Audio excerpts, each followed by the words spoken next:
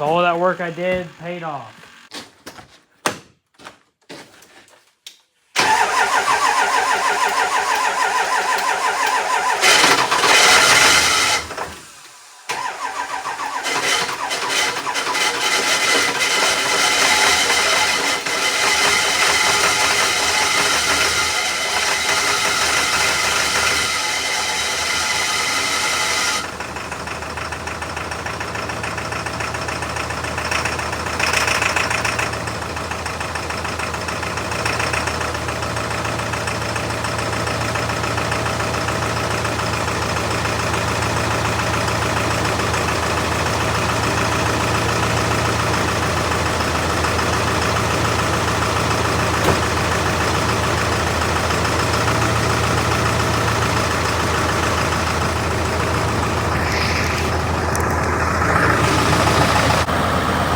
Official video. I put it in 4-wheel drive, and the 4-wheel drive works.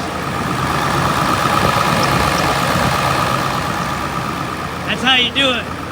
Swap an engine by yourself. By myself. Gary is moving under his own freaking power. Good time to check the blow, but I hope it ain't terrible. It's like freaking brand new.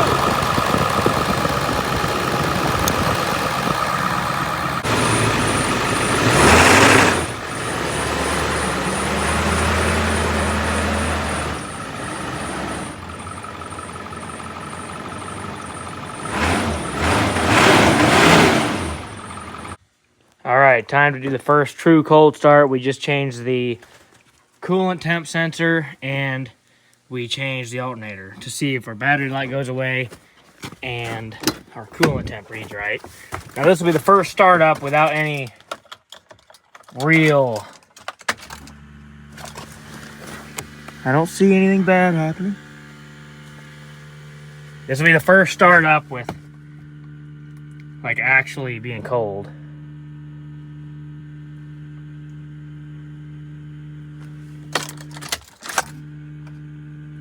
The wait start light's blinking, so we have something going on now.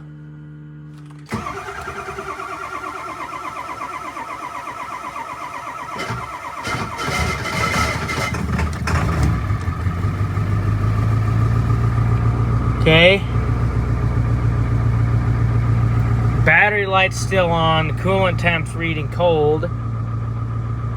We'll see. I think that might be a solution to the coolant problem. That's unplugged 20 degrees. That's not bad.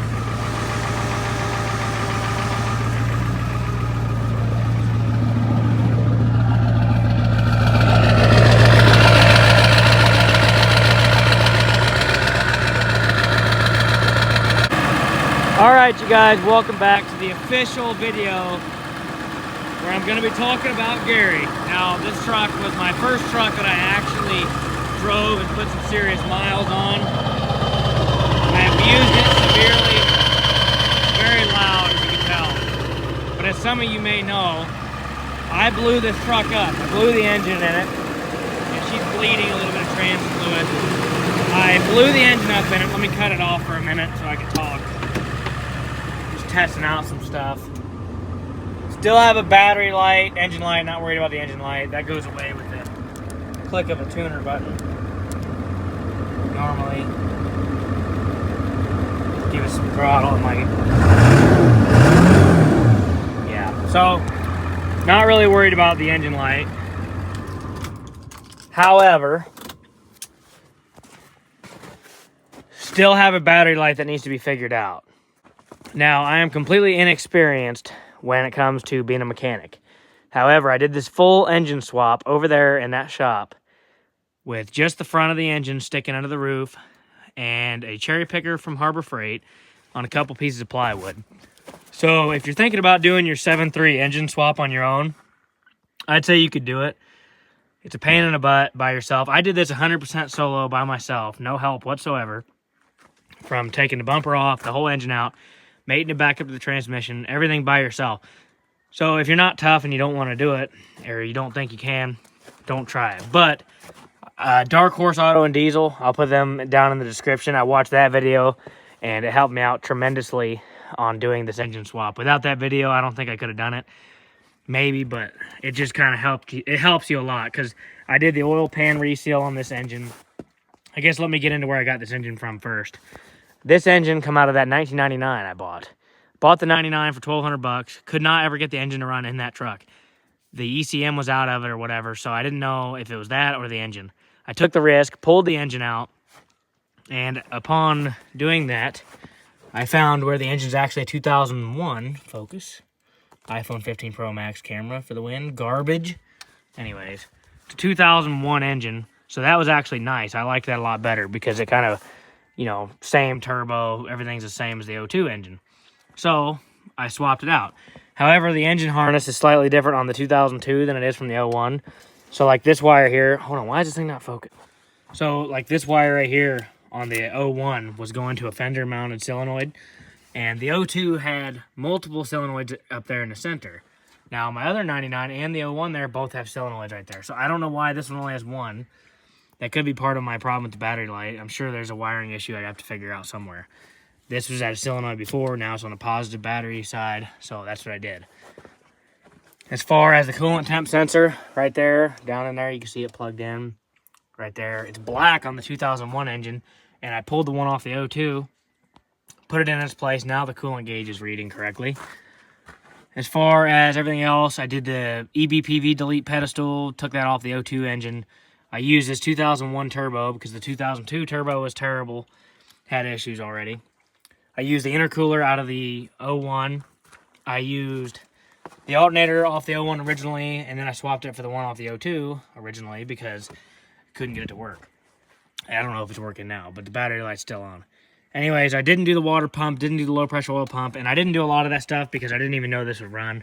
I didn't know I was capable of doing such a thing. So I was just experimenting on this truck, trying to get it to run. I did, however, do the oil pan. I did the rear main seal, the oil cooler, valve cover gaskets with the injector harness, new glow plugs, all that stuff, because I was like, you know, that's kind of a pain in the butt to do in the truck. Obviously, you can't even do the oil pan in the truck unless you have some serious dedication, and, you know, it's more difficult than it's worth. So I did all this by myself. I know it's not the cleanest, and I didn't do, you know, necessarily the neatest job, but this is my truck. I don't ever plan on selling it. This is my first truck. Some of you may know it. A lot of memories of this truck, so I'm glad to see it back on the road. We blew it up originally from low fuel pressure, I believe. And I think I burned a hole in the top of cylinder number 8. However, I will make a video soon tearing into the engine. You can see I got two 7.3 engines over there. One of them is actually good, or was good until I left it out in the weather. But so one of them is decent. The other one is the one that's blown up. We'll pull it all apart here in another video and test it out. But anyways, we're very excited to see this thing back on the road. I'll put some clips in now of the first startup. You'll be able to see that. It was very rough. I lost hope almost. The starter sounds terrible for some reason. I don't know if the flywheel, what's going on, but it sounds better now. I had it unplugged this morning after driving it about 50 miles yesterday, and one cycle of the glow plugs, and it actually cranked up pretty easy. So we'll go ahead and crank it up right now, let you guys hear it run. I'm just amazed that it runs as good as it does. Don't understand the battery light. And then now we also catch back. Yesterday we didn't have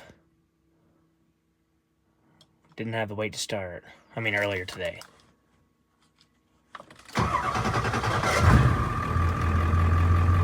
Fired right up. See, we still have a battery light. ABS light, that was an existing issue before. So I'm amazed, pretty impressed with myself.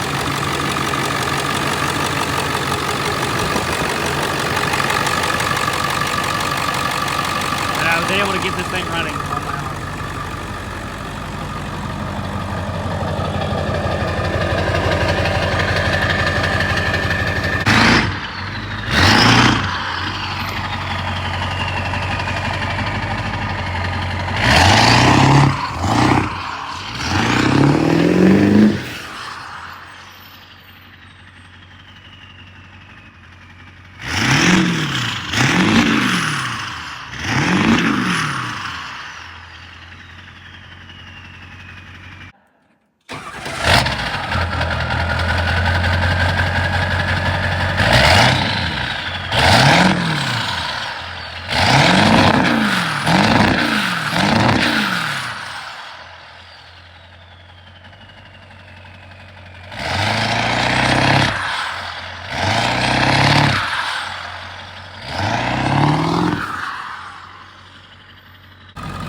Okay, so now we're gonna go on another test drive and see. I just fixed the trans fluid leak. I want to see if that other solenoid makes a difference. I mean, the other thing makes a difference. Now I'm not reading any freaking warmth, so we'll go for a drive and see if it overheats or see what it does. Battery light, I don't know. Also have no turn signal thing. I'm curious if my turn signals are working.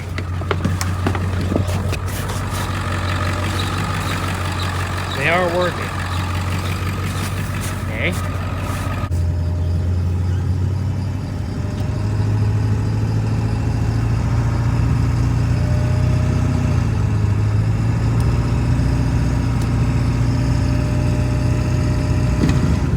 This road's really rough. Oh God. Oh. Finally down to these gravel roads. They're so rough, it's unbelievable. Just can't take it. See, we got a Christmas tree. For some reason, when the door is shut, we have the door jar light. When it's open, it goes away. So no idea what that's all about. But the coolant temp is not moving. Trans temp looks good. We got a few things to work out. We're gonna take it on the highway and see if the coolant tube on the bottom of the radiator gets warm. Because yesterday it was not, and we're gonna see, maybe the water pump has failed, which I wouldn't be surprised, and that could be our problem right now. That could be why this isn't working, which the engine does not appear to be running hot, so I don't know. But it's amazing to see this truck moving under its own power again. It sure is an accomplishment.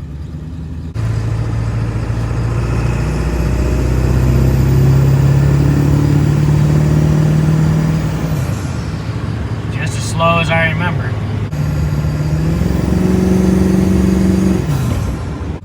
Okay, first time taking off on video.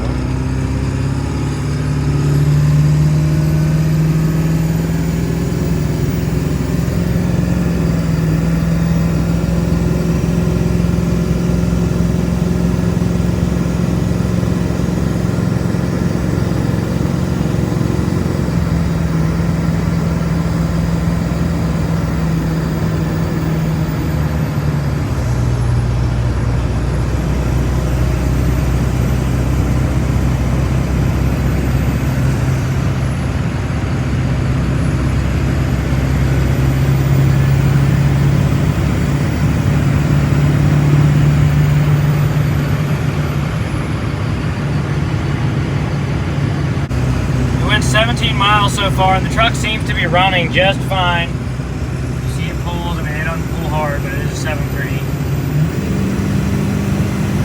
That's on the stock horsepower too. This is max tune.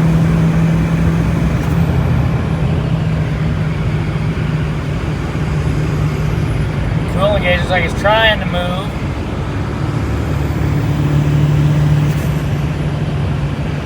Trying to run it hard on purpose to see if I can get that gauge to move.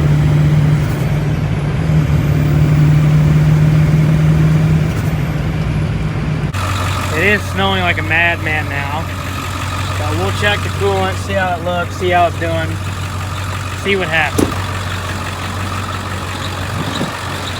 Doesn't look like we're leaking anything. Dang, it's really snowing. It's accumulating. Fast, boy. Everything appears to be pretty normal. We're gonna try, see if my AC still works. When I did the swap, I didn't even disconnect the compressor or the condenser. I think there's still just something mild going on with our sensor because see, that's just, it does move, but it just reads small. Could be a thermostat problem. Man, I don't have any hope for this AC. So far, it feels like it just blows hot. Yeah, no AC, that's all I know. Alright, we'll see if how good this heat actually works. Alright, let's get back on the road. We are in the process of just test driving, so we'll see if she'll still burn rubber.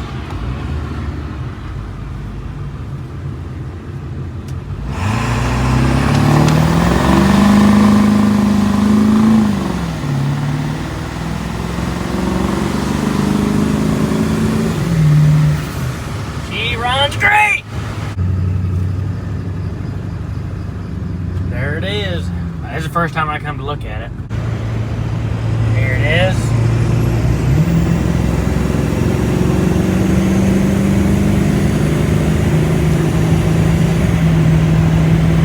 Woo! Don't forget the speedometer is 5 miles an hour slow at least. Or worse. Love the sound of that turbo.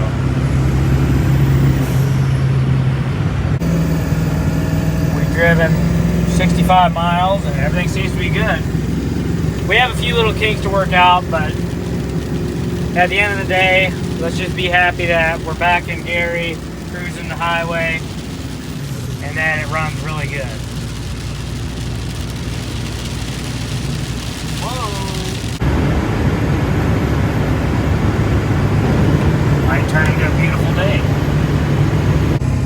So after 94 miles, we had a problem fix itself. The left one came back, the right one is not. So that leads me to believe the more we drive it, the more likely it is to fix its own problems. This road's so rough, it just pisses me off. I hear something now going on. We broke down, it was not even a freaking engine. It's something totally new. Slick bullshit.